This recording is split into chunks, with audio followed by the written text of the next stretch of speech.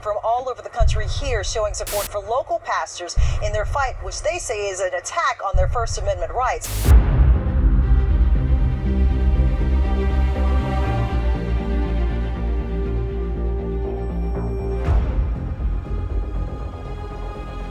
We intend to stand for Jesus Christ and to defend religious freedom here in America.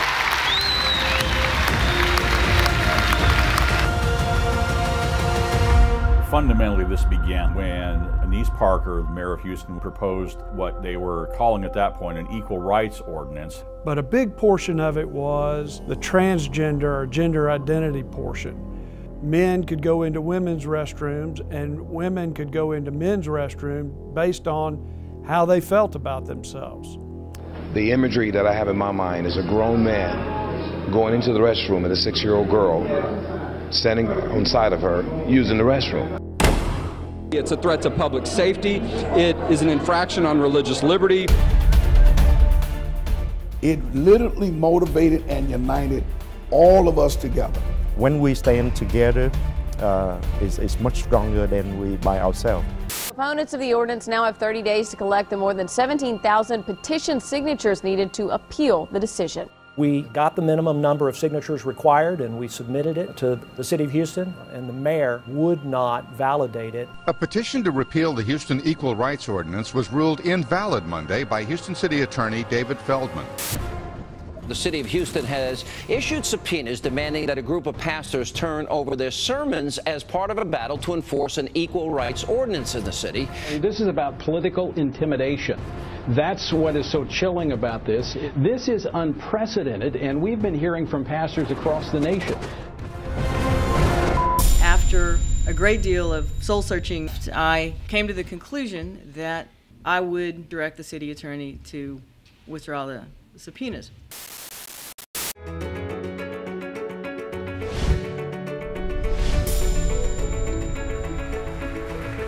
I stand here today that I may speak, preach, and teach the issues that the Bible speaks about, and be not afraid, be subpoena, let the people vote.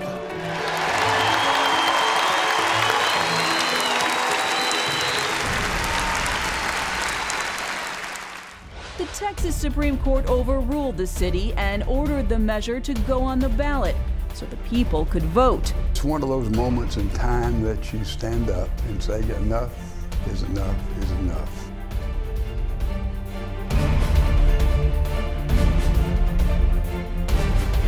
Houston's Equal Rights Ordinance is soundly rejected. The margin, 61 to 39%.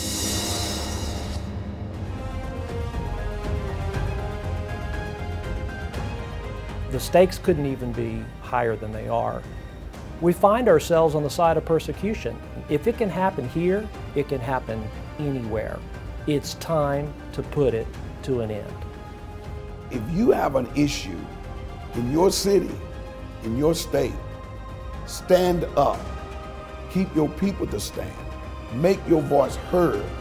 And whenever the time comes that you feel threatened, I'll say to every pastor, stand your ground.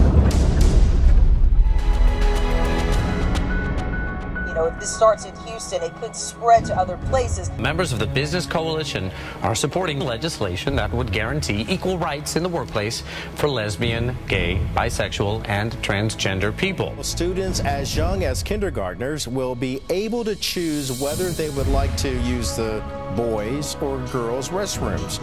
And this law would make it illegal for that private Christian business owner or that private Christian school from living out their values.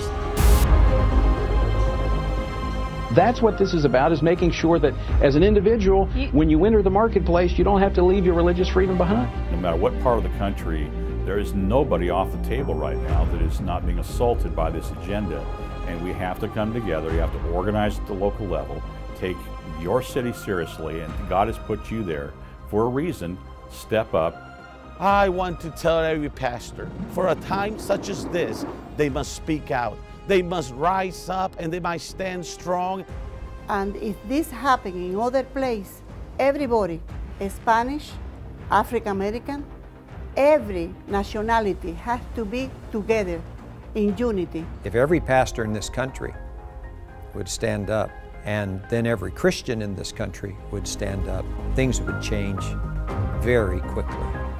The Houston Five, the pastors in Texas that stood up against the mayor, I believe is a turning point for the church in America. They rallied the members of their congregations and members of the community, and they have stood up against this city council and against this mayor.